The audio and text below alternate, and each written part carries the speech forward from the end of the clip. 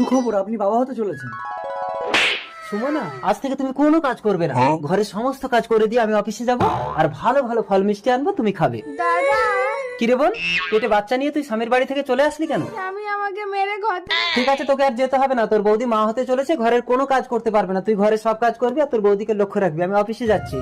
ঠাকুরজি, আমার পায়খানার জলটা একটু তুলে দাও তো। বোন, ভালো করে ঘর মোছ।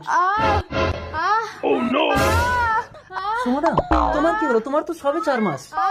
Hello doctor. এর অবস্থা তো বেশি সিরিয়াস। ডাক্তারবাবু, তাড়াতাড়ি আসুন, আমার স্ত্রীকে একটু দেখুন। দাদা, আমার ছেলে হয়েছে। সরি, আপনার স্ত্রীর গর্ভপাত হয়ে গেছে, আর জ্ঞান ফিরে যদি বাচ্চা না পায় তাহলে কিন্তু কোমায় চলে যেতে পারে। দাদা, বোন, তোর বাচ্চাটা দিবি। বোন, তোর পায়ে পড়ছি, তুই আমার বউকে বাঁচা। আমার এই তো বাচ্চা। তোমার বাচ্চা সুমনা। তোমার বোনের কি